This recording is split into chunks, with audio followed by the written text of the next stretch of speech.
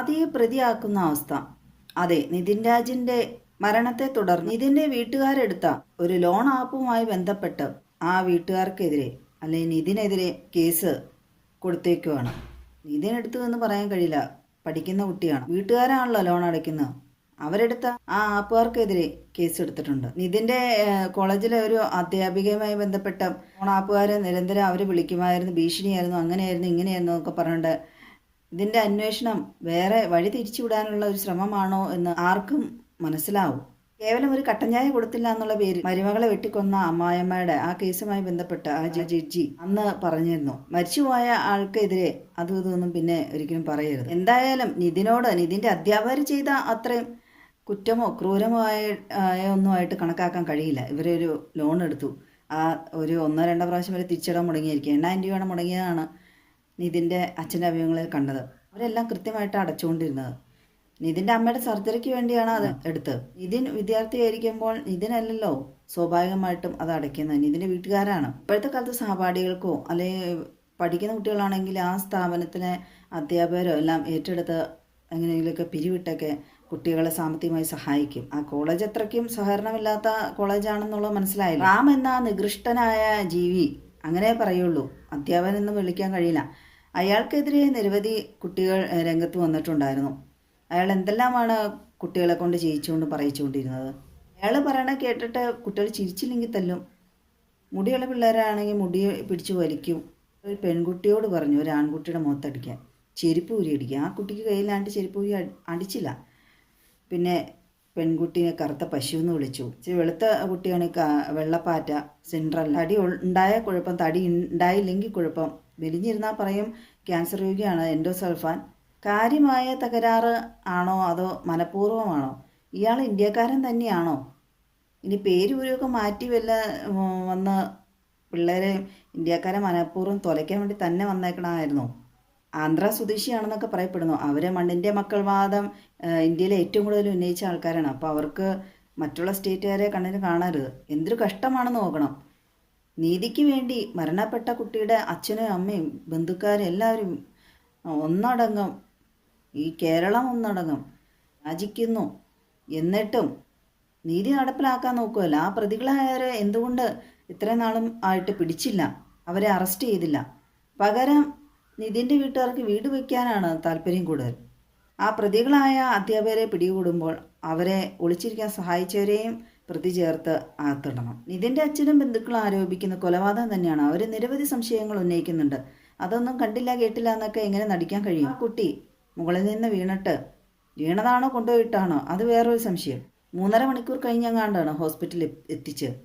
എന്നിട്ട് ആ കുട്ടിയുടെ O നെഗറ്റീവ് ബ്ലഡ് ഗ്രൂപ്പ് ആ ഭാഗത്തെങ്ങും എവിടെ നിന്ന് കിട്ടിയില്ല എന്നൊക്കെയാണ് പറയണത്. ബ്ലഡ് ബാങ്ക് എന്നൊരു സംവിധാനമൊക്കെ എന്തിനാണോ ഉള്ളതെന്നാണ് തോന്നിപ്പോകുന്നത്. പിന്നെ ആ കുട്ടിയുടെ ശരീരത്തിൽ കമ്പി കൊണ്ട് കുത്തിയ പാടുകൾ, കഴുത്തിൻ്റെ അവിടെ പാടൊക്കെ ഉണ്ടായിരുന്നുള്ളൂ. ഈ റാമിൻ്റെ ഒരു വിനോദമാണ് കുട്ടികളെ കഴുത്തിനിട്ട് അടിക്കുക. ആ കുട്ടി വീണ ഭാഗത്ത് CCTV ഇല്ലേ? പ്രത്യേകിച്ച് മരിച്ച ദിവസം അങ്ങനെയാണല്ലോ, പ്രധാനപ്പെട്ട കാര്യങ്ങൾ വരുമ്പോൾ CCTV ഓഫായിരിക്കും, അല്ലെങ്കിൽ കേടായിരിക്കുമല്ലോ. ഈ മീഡിയസിലൊക്കെ വന്ന അയാളുടെയൊക്കെ ആ കോളേജിലെ അധ്യാപകരുടെ ക്രൂരകൃത്യങ്ങൾ പറഞ്ഞ വെളിവാക്കിയ ആ കുട്ടികളുടെ ജീവനൊക്കെ സംരക്ഷണം നൽകേണ്ടത് സർക്കാരിൻ്റെ തന്നെ ചുമതലയാണ്. ആ കുട്ടികളെ പാസ്സാക്കേണ്ടതും എല്ലാം സർക്കാർ തന്നെ മുൻകൈ എടുക്കണം. കാരണം ഈ കുട്ടികളെല്ലാം പുറത്ത് വിളിച്ചു പറഞ്ഞതുകൊണ്ട് കുട്ടികളുടെ ഇന്റേണൽ മാർക്ക് പല കാര്യങ്ങളും ആ കുട്ടികളുടെ ഭാവിയിൽ ബാധിക്കും. ഇതിൻ്റെ ക്ലാസ്സിലെ ആർച്ച എന്ന കുട്ടി, വെറും ആർച്ചല്ല, ഉണ്ണി ആർച്ച, കുട്ടിയെല്ലാം കണ്ട കാര്യങ്ങളെല്ലാം പുറത്ത് പറഞ്ഞിട്ടുണ്ട് തുറന്ന്. പിന്നെ അങ്ങനെ ആൺകുട്ടികളും പല പെൺകുട്ടികളും എല്ലാം തുറന്നു പറഞ്ഞിട്ടുണ്ട്.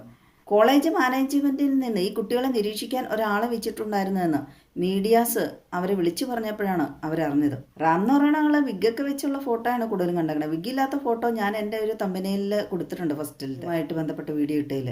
അതാണ് അയാൾക്ക് മുടിയുള്ളവരെ കാണുമ്പോൾ ഭയങ്കര അലർജി. അതാണ് ഞാൻ സംശയിക്കാൻ കാരണം. ഇയാൾ അടിമുടി ദുരൂഹതയാണ്. ഈ പ്രതികളുടെ ആണെങ്കിൽ ഫോട്ടോയുണ്ട്, പേരൂരും എല്ലാം വ്യക്തമായിട്ട് പോലും പ്രതികളെ പിടിക്കാൻ പ്രയാസമാണ് എന്ന് പറയുന്നു. കേരളത്തിൽ വന്ന ഒരു പേരും എല്ലാം വ്യാജ അഡ്രസ്സിൽ വന്ന് കൊലപാതകം നടത്തിയിട്ട് പോയ ഇതര സംസ്ഥാന തൊഴിലാളിയെ അവിടെ ചെന്ന് പൊക്കിയ ചരിത്രമാണ് കേരള പോലീസിനുള്ളത്. ഉന്നതർക്ക് വേണ്ടപ്പെട്ട പ്രതികളാണെങ്കിൽ പൊക്കാൻ പ്രയാസം തന്നെയായിരിക്കുമല്ലോ. പോലീസുകാരെ നമുക്ക് കുറ്റം പറഞ്ഞിട്ടും കാര്യമില്ല. റാം എന്ന അധ്യാപകൻ പല രീതിയിൽ കുട്ടികളെ ബോഡി ഷേമിങ് നടത്തിക്കൊണ്ടിരുന്നു. ബുദ്ധിബോധമുള്ള അംഗവൈകല്യമൊന്നും ഇല്ലാത്ത കുട്ടികളാണ്. വെളുപ്പുണ്ടായി എന്ന് പറഞ്ഞിട്ട് കാര്യമില്ല. ഇതെല്ലാം ഉള്ള കുട്ടികളാണ് ജനിക്കണമെങ്കിലോ അയാൾ മാനസികമായി പീഡിപ്പിക്കുന്ന ഈ ശാരീരിക പീഡനത്തൊക്കെയുള്ള അപ്പുറമാണ്. പ്രത്യേകിച്ച് നിതിൻ്റെ അമ്മയ്ക്ക് സർജറി കഴിഞ്ഞിരിക്കുകയാണ്, അതുകൊണ്ടാണ് പേരൻസ് മീറ്റിങ്ങിന് വരാത്തതെന്ന് പറഞ്ഞപ്പോൾ അയാൾ പറയാണ് കാലിന് കുഴപ്പമൊന്നുമില്ലല്ലോ എന്ന്. വേറെ ഒരു പെൺകുട്ടിയോട് എന്തുകൊണ്ടാണ് പേരൻസ് മീറ്റിങ്ങിന് അച്ഛൻ വരാത്തതെന്ന് ചോദിച്ചപ്പോൾ ബാപ്പ മരിച്ചുപോയി എന്ന് പറഞ്ഞപ്പോൾ പറയുകയാണ് ആ ഉമ്മായും കൂടെ മരിക്കാൻ പ്രാർത്ഥിക്കാൻ. ഇതിനൊക്കെ എന്താണ് പറയേണ്ടത്? സൈക്കോ എന്ന് പറഞ്ഞ് വെറും മാനസിക രോഗിയായിട്ട് പ്രഖ്യാപിച്ചിട്ട് ഇവനൊക്കെ രക്ഷപ്പെട്ടു പോകൂലേ? ഞാൻ ശക്തമായി സംശയിക്കുന്നത് മനഃപൂർവ്വം തന്നെയാണ്. വേറെ ഒരു ശത്രുരാജിക്കാരന് ഒറ്റിക്കൊടുത്തോണ്ടിരിക്കുന്ന ആളാണ് നിതിൻ ചാടി എന്ന് പറയുന്നത്. നിതിൻ പഠിച്ചുകൊണ്ടിരിക്കുന്ന ഡെന്റൽ കോളേജിൽ നിന്നല്ല നിതിൻ്റെ ശരീരം കിട്ടിയത്, മെഡിക്കൽ കോളേജിൻ്റെ ഭാഗത്തു നിന്നാണെന്നാണ്. നിതിൻ കിടന്ന ഭാഗത്ത് രക്തം ഒന്നുമില്ലായിരുന്നു എന്നാണ് നിതിൻ്റെ സഹോദരിയുടെ അഭിമുഖത്തിൽ കണ്ടത്. ഇതിൻ്റെ ഫോൺ ഓഫീസ് റൂമിൽ വെച്ചിട്ടാണ് പോയത് എന്നൊക്കെ പറയുന്നു. അതിലുള്ള പല വേണ്ടപ്പെട്ട തെളിവുകളും ഇപ്പോൾ കിട്ടേണ്ടവരുടെ കയ്യിലേക്ക് എത്തി, അതൊക്കെ ഡിലീറ്റ് ചെയ്തിട്ടുണ്ടാവുമായിരിക്കും. പിന്നീടായിരിക്കാം ഒരുപക്ഷെ പോലീസിൻ്റെ കയ്യിൽ എത്തപ്പെടുന്നത്. ഡിലീറ്റ് ചെയ്തൊക്കെ തിരിച്ചെടുക്കാൻ കഴിയും. പ്രതികളെ പിടിക്കാനുള്ള അലംഭാവം കാണുമ്പോൾ നിതിൻ്റെ ഫോണിൽ വല്ലതൊക്കെ ഡിലീറ്റ് ചെയ്തിട്ടുണ്ടെങ്കിൽ ആ ഡിലീറ്റ് ചെയ്തൊക്കെ തിരിച്ചെടുക്കാൻ സാധ്യത ഉണ്ടെന്ന് തോന്നുന്നില്ല. നിതിൻ്റെ ഫോൺ സംഭാഷണം പുതിയതായിട്ട് ഒരെണ്ണം കൂടെ പുറത്തു വന്നിട്ടുണ്ട്. അതിലൊക്കെ വളരെ കോൺഫിഡൻ്റ് ആയിട്ടാണ് ആ കുട്ടി സംസാരിക്കുന്നത്. കാരണം ആ കുട്ടിക്ക് സപ്പോർട്ട് ചെയ്യാൻ അവിടെ ഒരു അധ്യാപകൻ ഉണ്ടായിരുന്നു. ആരെന്ത് പറഞ്ഞാലും എനിക്കൊരു കുഴപ്പമില്ല, എനിക്ക് പഠിക്കണം, ഗ്രാജുവേറ്റഡ് ആകണം, ഡോക്ടറായി ഇറങ്ങണം. അതിപ്പോൾ ഇനി ആരൊക്കെ തളർത്തുണ്ടായിരുന്നെങ്കിലും അവിടെ നിന്ന് പഠിച്ചിറങ്ങാൻ ഒരു മനസ്സുണ്ടെങ്കിൽ അത് എന്തായാലും നേടിയെടുത്തിരിക്കും. നിതിൻ രാജ് സുഹൃത്തിനയച്ച ശബ്ദം നേരത്തെ പുറത്തുവിട്ട നിതിൻ്റെ ഫോൺ സംഭാഷണത്തിൽ ഒരിക്കലും ആത്മഹത്യ ചെയ്യാൻ സാധ്യതയില്ല.